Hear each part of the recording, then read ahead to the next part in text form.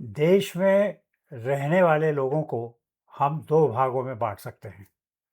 एक वो जो वैध नागरिक हैं और एक वो जो मेहमान के रूप में किसी अन्य देश से आए हैं या अवैध रूप से नागरिक बनकर देश में रह रहे हैं।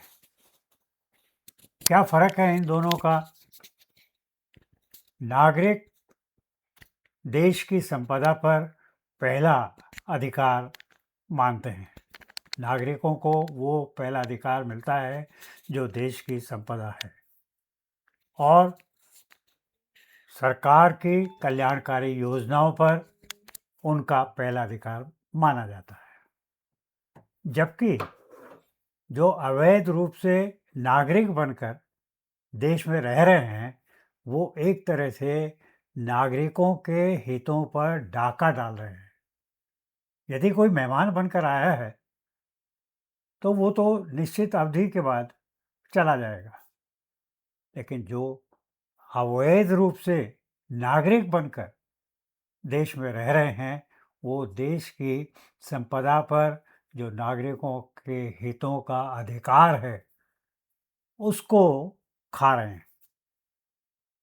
आइए हम बात करते हैं नागरिक कैसे अपने आप को सिद्ध कर सकते हैं कि वो वैध नागरिक हैं। नमस्कार, मैं श्रीकांत शर्मा। मनुश्री चैनल पर आपका स्वागत है।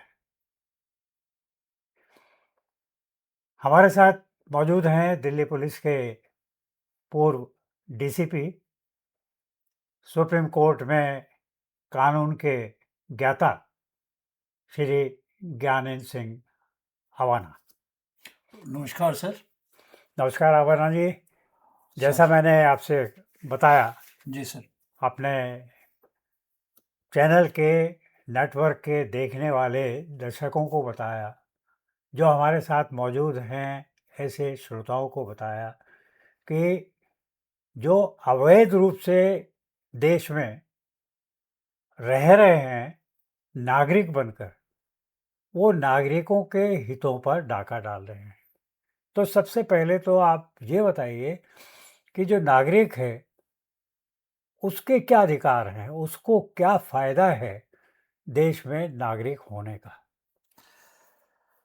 सर जो सबसे बड़ी बात आपने कही है वो ये है कि जो इलीगल लोग हैं, माइग्रेंट हैं किसी वजह से, वो नागरिक के जो अधिकार हैं, जो हमारे संविधान में जो आर्टिकल है हमारा कॉन्स्टिट्यूशन का, उसमें उन अधिकारों को अच्छी तरह से बताया है आर्टिकल 5 से 11 तक।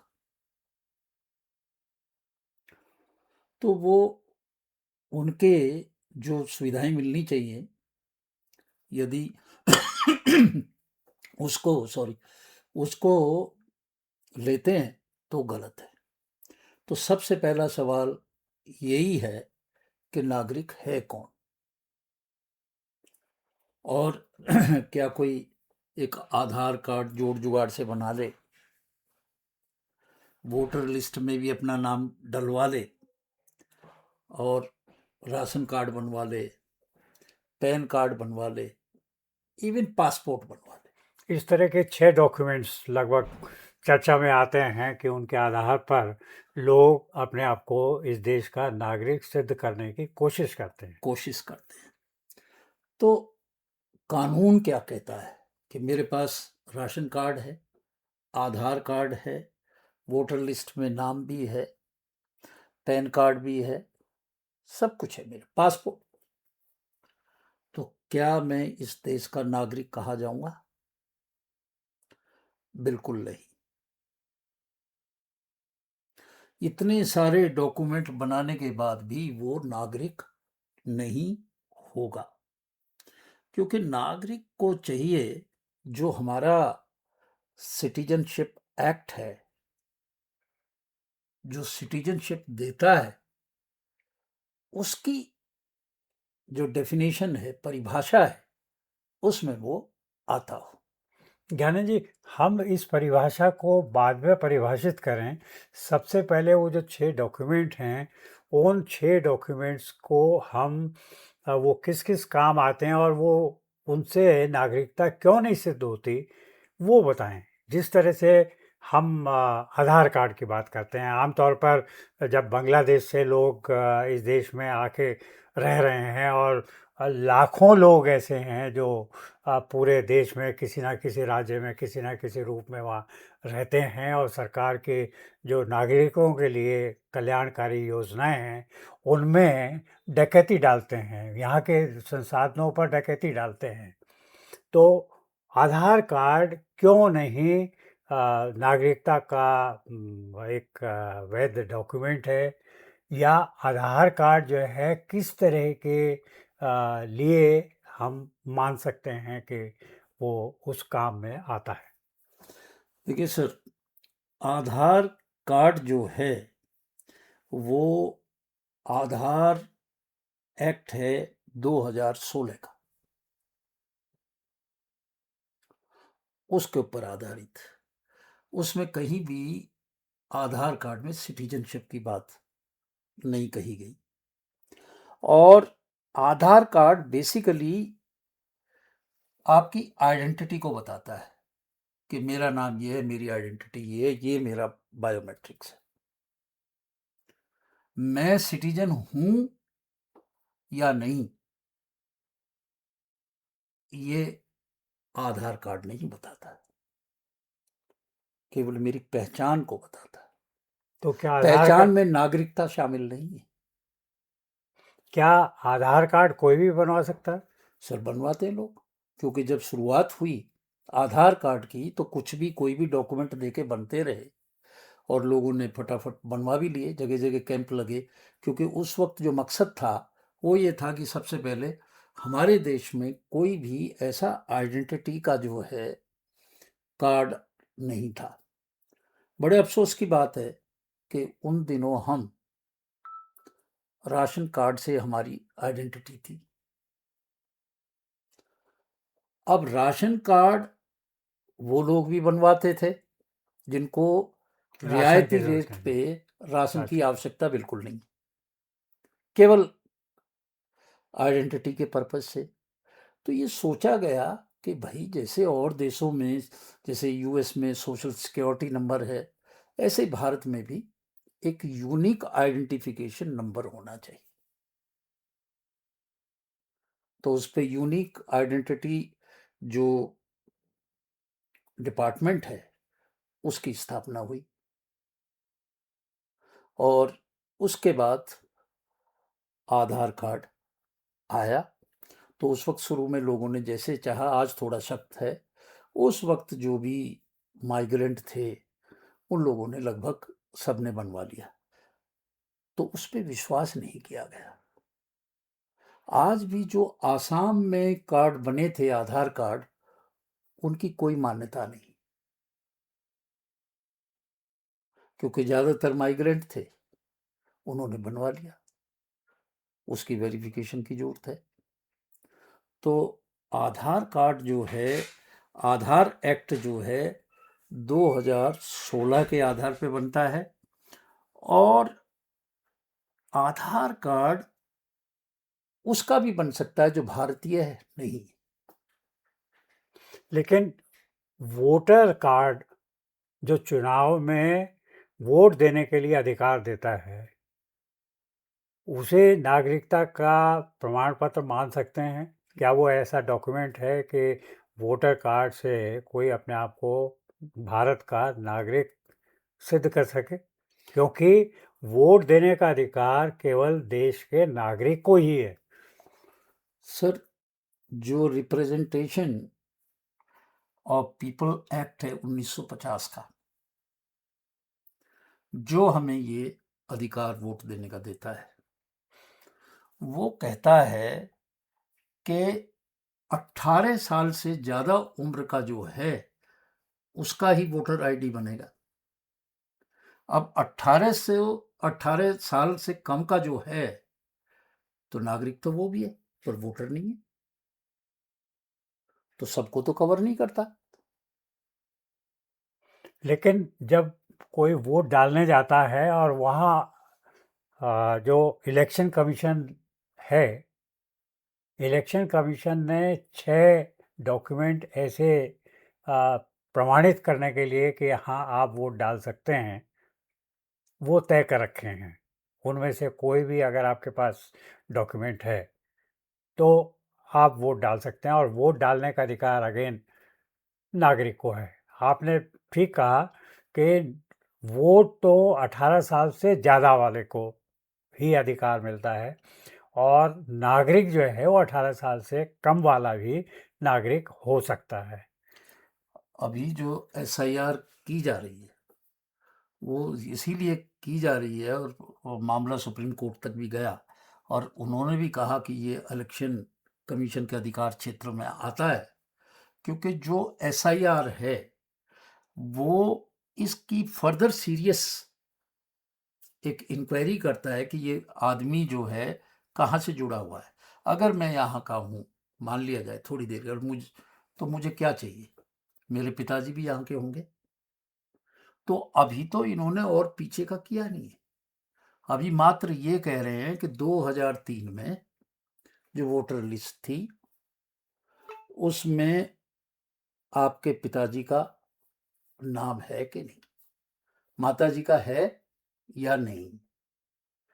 तो अभी तो बस इतना गए हैं, इससे आगे नहीं गए। इसी पे आप देखिए कितने लाख लोग सस्पिशन में आ गए जिनकी क्लियरेंस अभी तक नहीं हुई, वोटिंग लिस्ट से बाहर हो गए। बाहर हो गए, जिनको वोट देने का अधिकार भी नहीं था। तो अभी आपने देखा कितने लाख इसमें वेस्ट बंगाल में वो सस्पेक्ट लिस्ट में थे, और अभी तक उसकी क्लियरेंस हो रही है, हुई नहीं है पूर्ण से।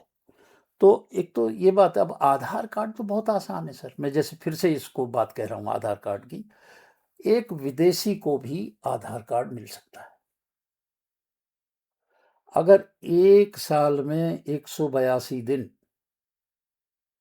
या उससे ज्यादा वो भारत में रहता है, तो उसका आधार बन जाएगा। जो यहाँ रहता नहीं है, ओसीआई है,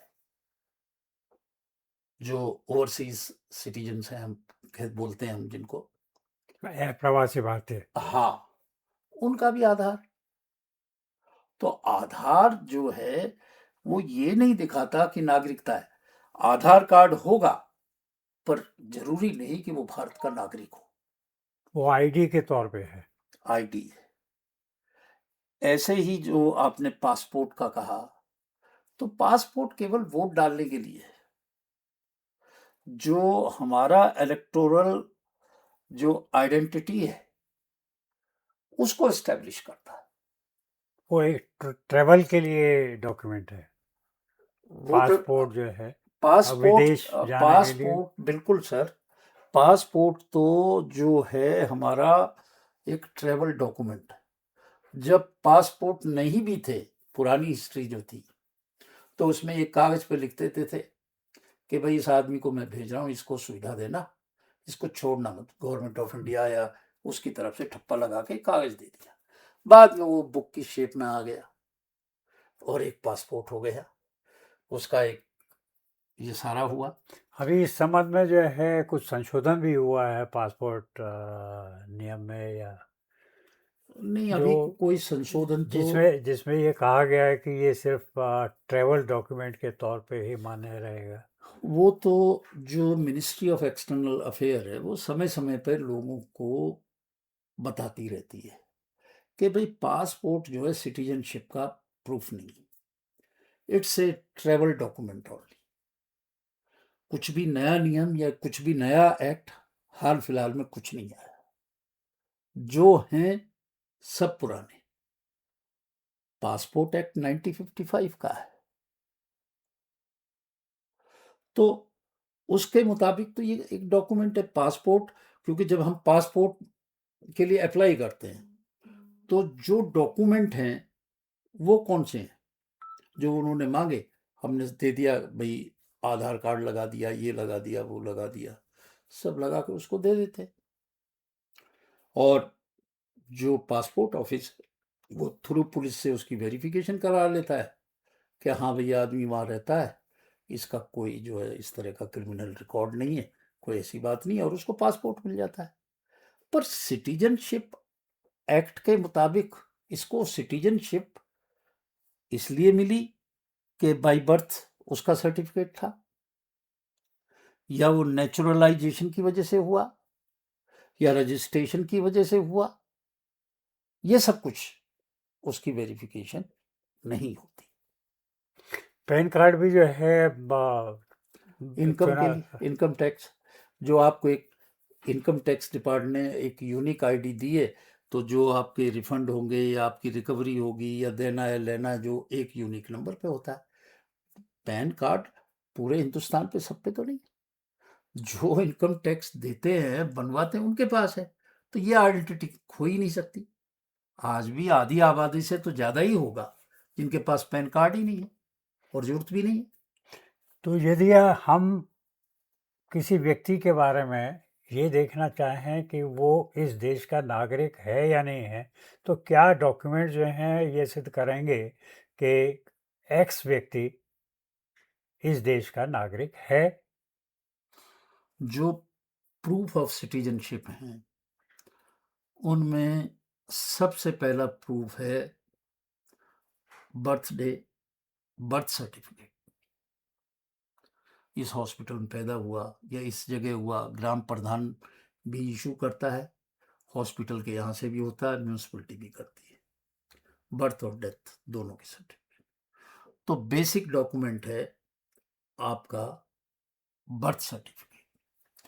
जो पुराने लोग हैं जैसे हमें आप हैं, उस टाइम पे बर्थ सर्टिफिकेट नहीं होता था, गांव में रहते थे या ऐसे, पर जो स्कूल में पढ़ते थे तो जो हाई स्कूल बोर्ड का होता था और इंटरमीडिएट होती थी और दिल्ली में हायर सेकेंडरी होती थी, अब सेकेंडरी और सीनियर सेकेंडरी होगी 10+2 में, तो उसकी जो सर्टिफिकेट आता था, सनद आती थी, उसमें डेट ऑफ बर्थ भी जो एक प्रूफ था, और कहाँ से किस स्कूल से पास की, क्या उसका एड्रेस, वो सब चीज़ें होती थी। तो जो स्कूल सर्टिफिकेट है वो एक प्रूफ है, बर्थ सर्टिफिकेट जो है वो प्रूफ है, जो पेरेंट्स का सिटीजनशिप रिकॉर्ड है, अब मैं इस देश का हूं तो मेरे पेरेंट भी सिटीजन होंगे ना, बिल्कुल। उनका रिकॉर्ड जो है वो सबूत है।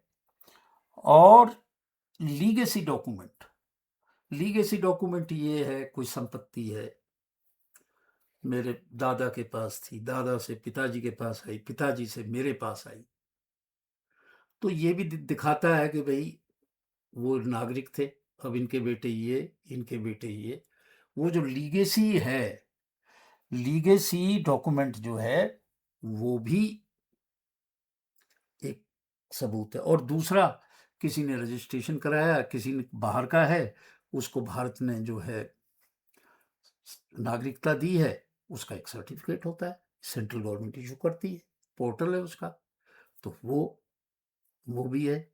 और एक होता है बाय वे ऑफ नेचुरलाइजेशन। अब नेचुरलाइजेशन जो है ये सेक्शन 6 है, जो हमारा सिटीजनशिप एक्ट है उसका सेक्शन 6।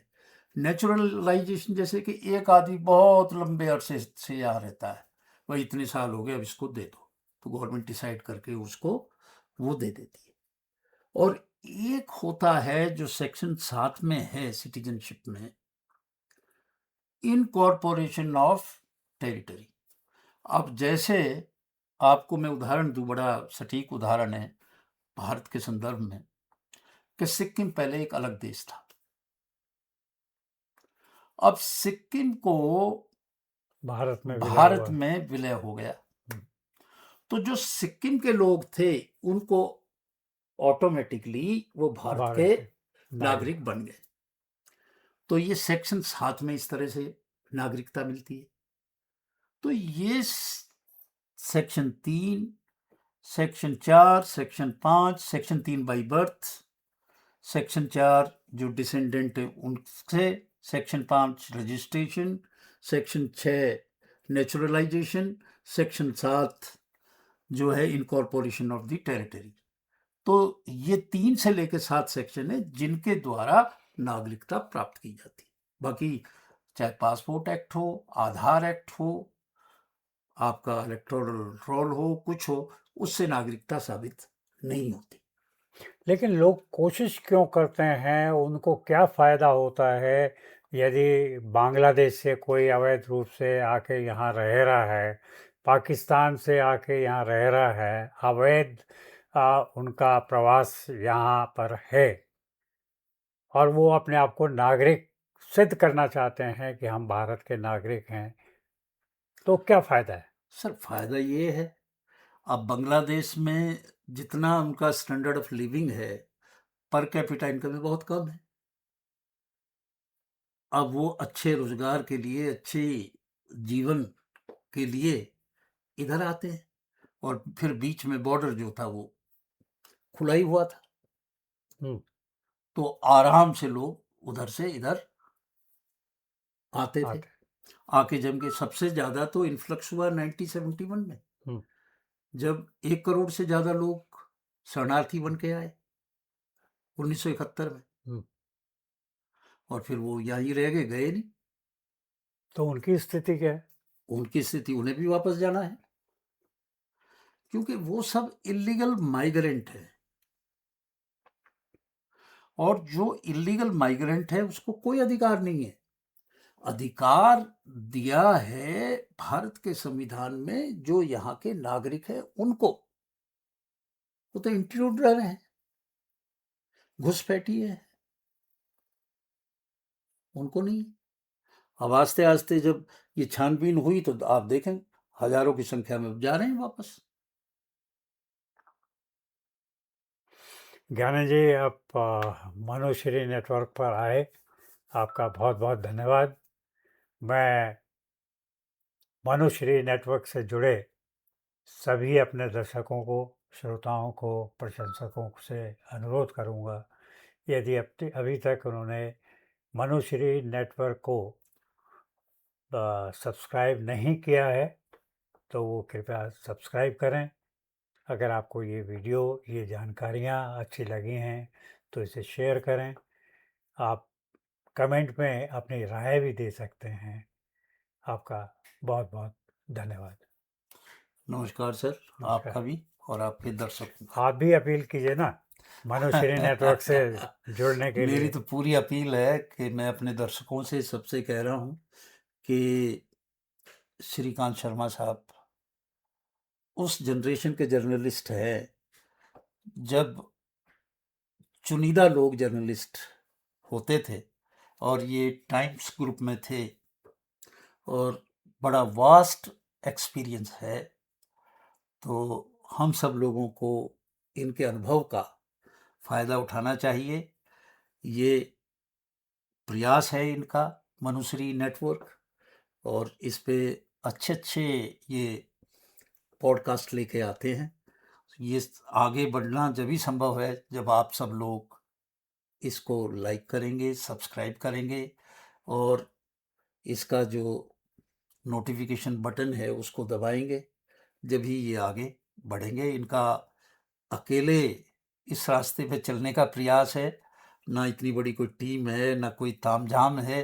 ये तो एक साधारण सा इनका है, जो है सो इनकी अपनी स्किल है, अपना जो इनके पास तजुर्बे हैं, इनके पास बहुत कुछ है। अगर प्रोत्साहन देंगे तो आगे आगे ये खुलते भी जाएंगे और आपको भी बहुत कुछ देंगे।